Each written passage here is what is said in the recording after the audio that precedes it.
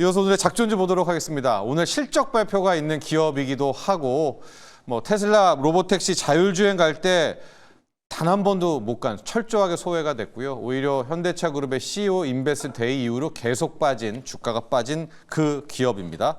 현대 오토에버 오늘 실적 발표와 함께 집중적으로 분석을 해보도록 하겠습니다. 자, 현대 오토에버를 이제 보자면 실질적으로 오늘 3분기 실적 발표가 있고 영업이익이 600억이 안 될 수도 있습니다. 그러니까 당초 예상보다는 꽤 부진할 건데 왜 이 기업을 갖고 왔느냐? 어제 삼성전기도 봤지만 일단 주가가 한번 빠지든 덜해도 실은 선반영 이슈로 비전만 보여준다면 또 반등하는 부분들이 있거든요. 이제 수급적으로는 그런 거 한번 체크를 해보셔야 될 것 같고요. 이제 너무나 기대가 좀 컸었던 부분 때문에 그동안 주가가 또 많이 빠졌습니다. 그러니까 주가의 하락은, 그러니까 이번에 실망감에 대한 주가 하락분은 이제 선반영돼 있다라는 거 말씀드리고, 그럼 그동안에 왜 현대오토에버가 많은 칭찬을 받았음에도 불구하고 막 자율주행, 미래차 얘기 나올 때마다 전혀 반응하지 못하는가? 그룹사의 계열사, 그러니까 결국 현대오토에버의 매출은 현대차, 기아차 매출이 한 90%가 되거든요. 이제 그게 발목을 잡은 거죠. 왜냐하면 회사라고 하면 자기의 이익을 막 극대화해야 되는데 계열사들에게 물량을 주게 된다면 이래저래 가격 조율을 해줘야 되는 거 아니냐, 눈치 보게 해줘야 되는 거 아니냐, 이제 그런 것들이 계속해서 지금 주가를 할인하고 있는데, 그러나 이 회사 지분을 보면 오너인 정의성 회장 지분이 글로비스 다음으로 많은 회사입니다. 그렇다면 아직 현대 정의선 체제가 안 갖춰져 있잖아요. 그때 어떤 식으로든 이익 극대화, 배당으로 현금 캐시카우 역할은 할 수밖에 없기 때문에 저는 여기 조금 더 이제 가능성이 있다라고 보고 있습니다. 현대오토에버 현대차 그룹의 현재 자율주행 소프트웨어, 자동차 반도체 관련한 소프트웨어 플랫폼을 총괄하고 있는 기업이고요.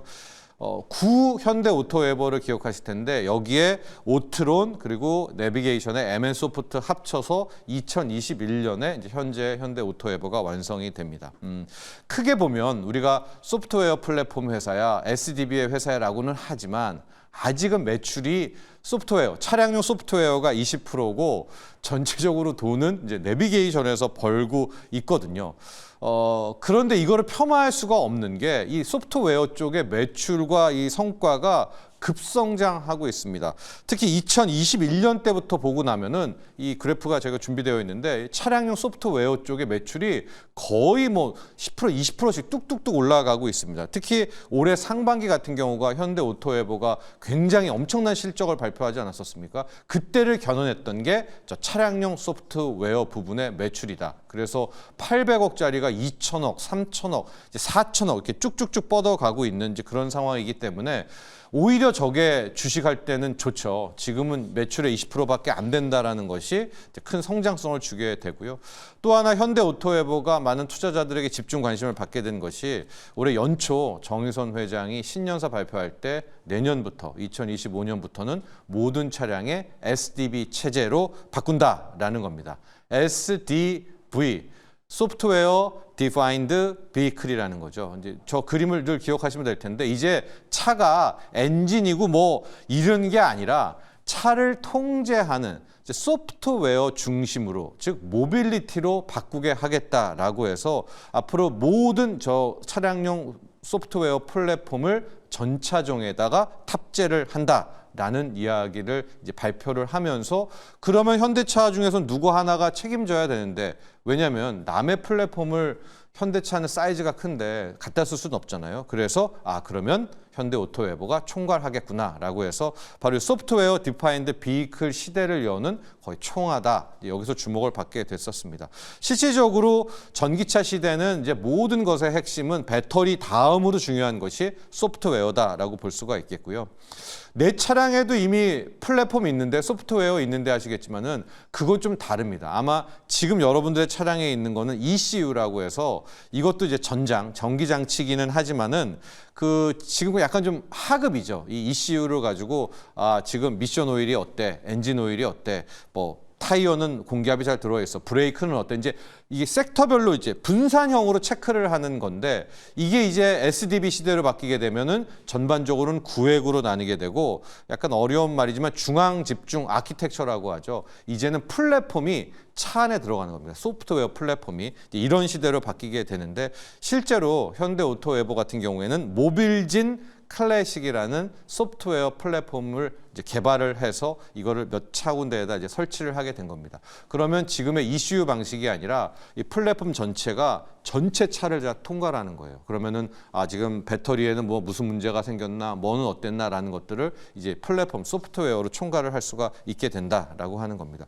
실질적으로 이렇게 자체 소프트웨어 플랫폼을 개발해서 이제 설치를 하는 회사가 테슬라는 뭐 독보적인 거고요. 도요타도 개발을 했고 그다음 GM 정도, GM은 아직 기술력은 떨어지고요. 현대 오토베어는 상당히 가 있다라고 볼 수가 있습니다.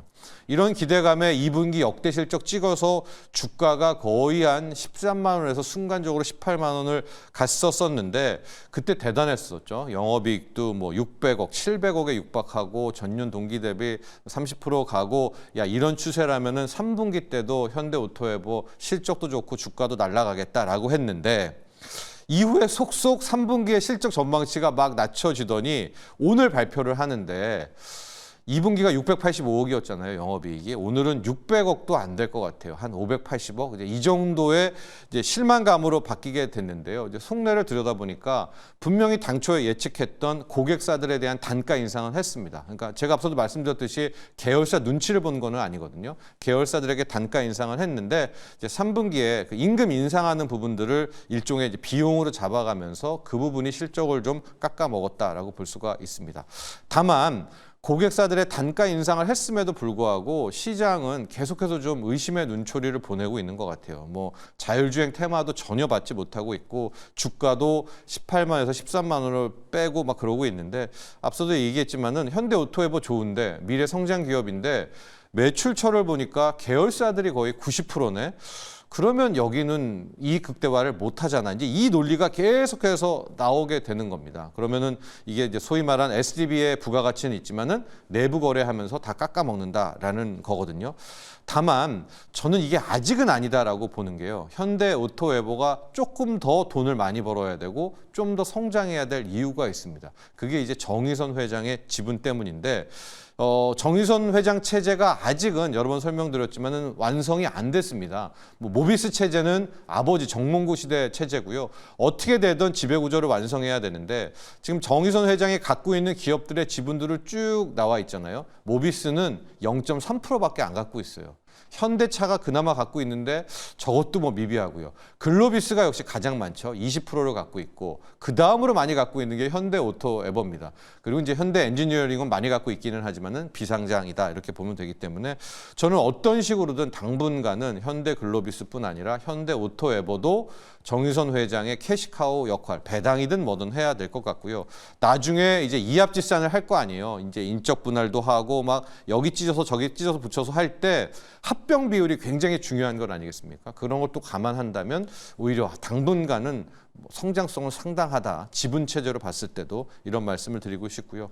또 하나가 우리가 지금 간과하고 있는데 UAM이라고 해서 도심항공교통법이 이미 법 통과는 됐고요. 4월부터 막 지금 시범 사업하고 있고 내년에 국토부는 지금 상용화, 일부 라인에서 상용화 계획까지 하고 있거든요. UAM은 철저하게 SDV입니다. 소프트웨어 디파인이에요. 이제 플랫폼으로 얘를 조절해야지 그 인간이 그거 못합니다. 왜냐하면 향후 끼리끼리 통신을 또 해야 되기 때문에 그렇다면 UAM 쪽에서도 현대 오토에버가 있다라는 겁니다. 자, 오늘 곧 있으면 3분기 실적의 발표가 될 겁니다. 아마 좀 실망감 이런 평가들이 나오겠지만 결과적으로 당장 내년 올 4분기 지나면 전차종 SDV 시대가 열리게 되는 것이고요. 정의선 회장 지분이 많고 또 하나가 최근에 삼성과 현대차 결합 얘기 많이 나오잖아요. 이제 정의선과 이재용인데 그렇게 되면 차량용 반도체는 삼성전자 거 쓰고 배터리는 삼성 SDI 거 쓰는데 그걸 총괄하는 차량용 플랫폼, 소프트웨어 플랫폼을 남줄 수는 없지 않습니까? 그게 현대 오토에버다라는 그런 중요성도 함께 파악하시면 좋을 것 같아요. 자, 오늘의 작전주 현대 오토에버 분석해봤습니다.